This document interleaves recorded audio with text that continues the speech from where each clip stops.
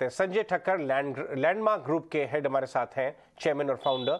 संजय, आपके पास बाजार की जो at least the affluent side of the economy है उसकी पल्स है, और जैसा कि हम जान रहे हैं अभी कि एक तबका है जहां पे डिमांड बहुत हाई है, इकोनॉमी का एक तबका है जहां डिमांड काफ़ी हाई है और डिमांड कंजम्पशन भी काफ़ी अच्छा चल रहा है। लग्जरी कार्स के बारे में बताएं, आप किस तरह की पाइपलाइन है, आगे आने वाले त्योहारी सीजन की तैयारी आप कैसे कर रहे हैं और हाई डिमांड से कैसे जूझ रहे हैं आप?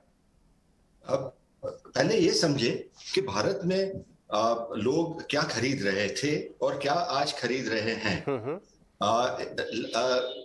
लास्ट 6 या 7 साल में भारत में 20% रिडक्शन हुआ है in small car buying, and that has shifted to premium cars in India. So अभी आज ज्यादा लोग प्रीमियम और लग्जरी कार की तरफ मुड़ रहे हैं, and this is something which whose time has come. Indians were buying unsafe and not so comfortable cars earlier, but ये एक मूव चालू हो गई है, लोग एसयूवी भी ज्यादा खरीद रहे हैं। एंड खाली लग्जरी की बात करें तो only 1.1% of the overall market luxury है, जो 40,000 यूनिट से ज्यादा आज तक बढ़ी नहीं है। Now this number is significantly higher in every other country.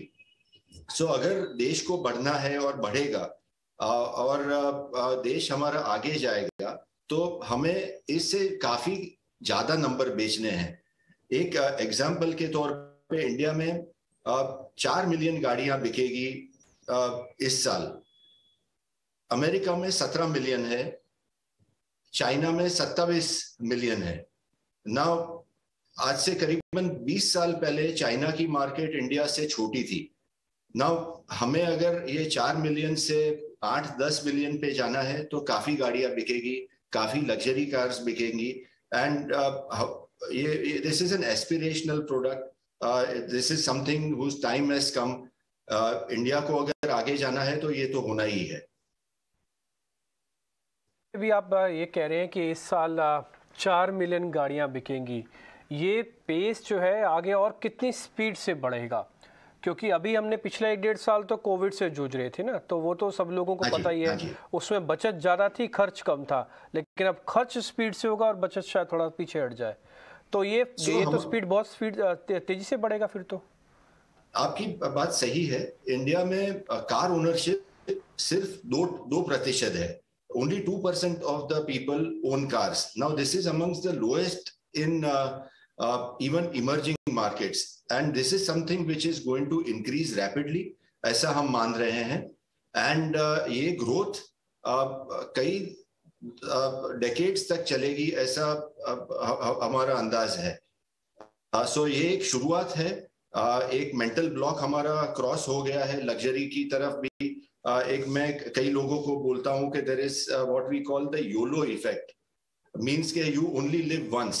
तो कोविड की आपने बात करी, तो कोविड के बाद लोगों को ये एहसास हुआ है कि ये एक लाइफ फाइनाइट है।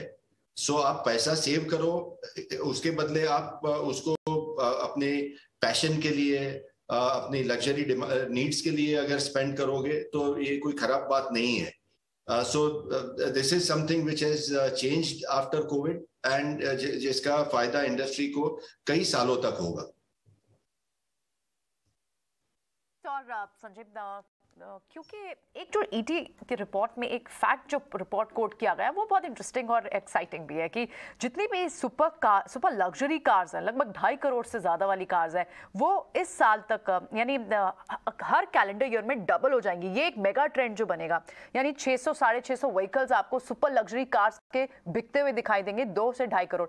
और इसमें ज़्यादातर जो बायर्स होंगे वो यंगर जनरेशन के होंगे और वो अपनी तरह की कस्टमाइजेशन भी चाहेंगे। क्या ये ट्रेंड आप देख रहे हैं? एकदम देख रहे हैं। सो मर्सिडीज बेंज, जिनके हम लार्जेस्ट डीलर्स हैं इन इंडिया, हम क्या देख रहे हैं कि the buyer is getting younger.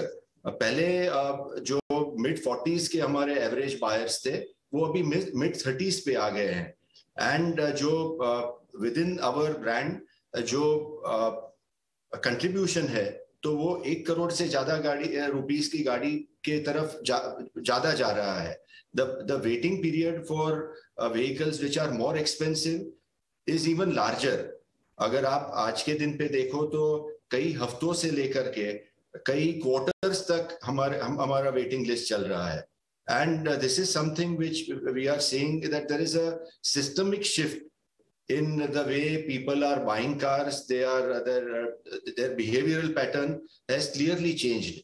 But आपकी बात में एकदम सहमत हूँ. हमारा बेस इतना लो है कि वो डबल से भी ज्यादा हो सकता है every year, because we have come from a very very low base. ये तो होना है.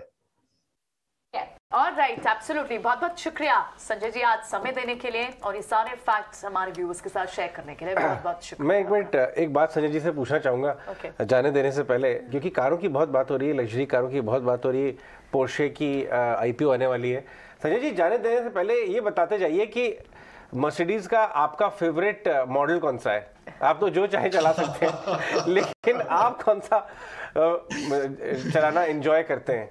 Which makes you feel younger. जैसे आपने बताया ना, एवरेज एज नीति आती आ रही है, तो सो आपने मुझे एकदम स्पॉट में डाल दिया. मेरे फैमिली में कई गाड़ियां हैं, मर्सिडीज भी काफी है.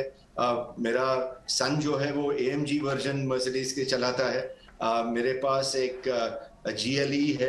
सो कई चीजें हैं, और इसमें आप ये सवाल पूछ करके मुझे बहुत ही स्पॉट में डाल दिया है.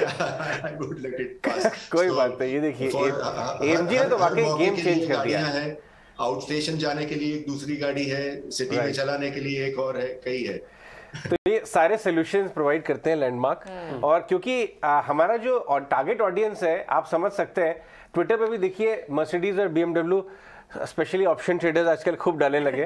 तो हमारा टारगेट ऑडियंस, आपका टारगेट ऑडियंस एकदम सेम है, चाहे वो कॉर्पोरेट्स हो, जो मार्केट फंड मैनेजर्स हो, बड़े ट्रेडर्स हो. तो उनके बिहाफ में मैंने सोचा आपसे जान लें कि हाईली रिकमेंडेड मॉडल कौन सा है, उन्हें कुछ आइडियाज मिल जाएंगे. बट शुक्रिया संजय आज हमारे साथ जुड़ने के लिए. Thanks for having me. धन्यवाद. इसके साथ हम